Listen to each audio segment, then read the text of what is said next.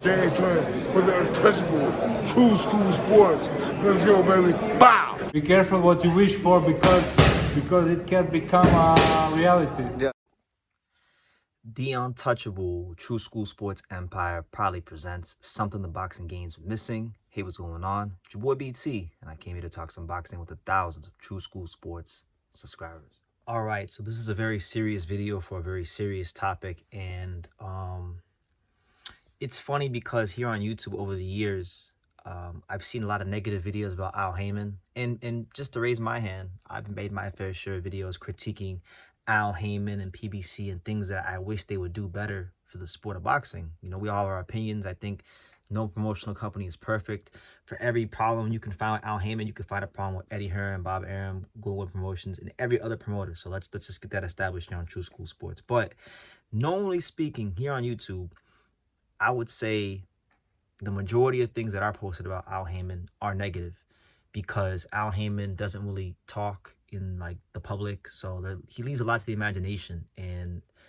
there's been, you know, a lot of mismatches with PBC back 10 years ago when they got the hedge fund money and kind of really set boxing back in some ways, you know, from a competitive standpoint. But not everybody's all bad. And in this video, it's actually a positive video, a very positive video about Al Haymon because recently Nieves Colon, the mother of Prichard Colon, you know, Prichard Colon, as many of us know, about 10 years ago, he had the fight with Terrell Williams on PBC, and you know, there were some punches that were landed on the back of the head, and he lost that fight to Terrell Williams. But more importantly, he hasn't really been the same since. He's been in a very vegetative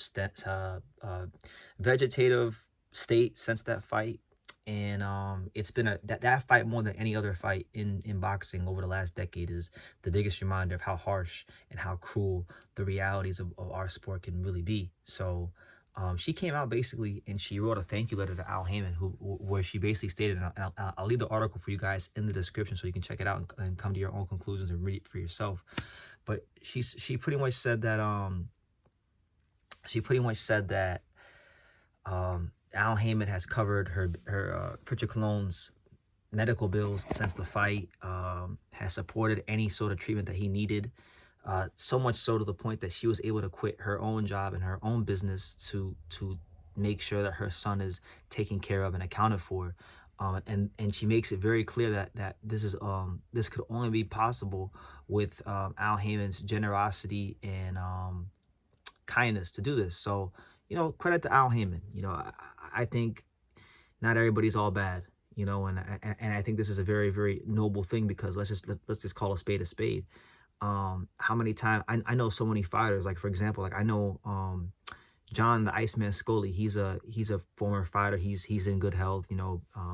But John Scully, I see him on Facebook all the time, raising money and and selling off boxing memorabilia, and then using that money to give to fighters that you know, are in a vegetative state, aren't in good condition, so that they can live a somewhat functioning life. And it'd be like world champions, guys that were Hall of Famers that made millions of dollars, that had their fights still playing on TV, and he's literally selling like a boxing gloves for a couple $100 so that they can function.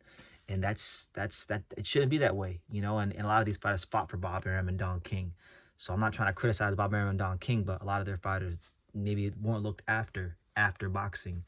Al Haymon, you know, this story with Prichard Colon isn't the first story we've heard of Al Haymon helping a fighter. We all know about Paul Williams and how Al Haymon's helped Paul Williams. And then there's so many stories people don't know about with Al Haymon. Some of them that I can't tell you guys here, because I swore to certain people in PBC that I know personally that work with Al Haymon, that have told me stories about Al Haymon. So I'll never tell those stories to anybody or even here on YouTube. But like, he has behind the scenes done a lot for fighters. So when you hear fighters thanking Al Haymon, we all make fun of it, and I do laugh about it sometimes, but it's for a reason. It's because he's helped a lot of people along the way. And the Prichard Colon situation is quite possibly one of the kindest acts of generosity I've ever heard of in boxing. It's up there, you know. So shout out to Al Haymon, because there's not really any incentive he gets for helping Prichard Colon. Prichard Colon at this point is in a vegetative state. He can't make no money off of him. we didn't even hear or know anything about this until just recently, when Patrick Cologne's mom, almost a decade on, spoke about it. So it's not like he was looking for publicity for people to praise him. He just did things in silence, like he does in general. He's not on social media, he's not making videos. So tip of the cap to Al Haymon, and thank you, Al Haymon, for showing some humanity and some kindness and generosity towards a fighter that was really supposed to, in my eyes, I thought Prichard Cologne had the talent to become the next Puerto Rican star of boxing. I had a lot of high hopes for him back in the day, and they got crushed in one fight just because of things that can happen in boxing at any fight at any given moment. So I think it's a good reminder to people like me who make these videos that want to see certain fights, and sometimes get really passionate and express themselves in a way that's not befitting and kind. I think it's very important for people like me to understand that, and the boxing fans too, that Prichard Cologne is what could happen to fighters in the worst case scenario, either that or death.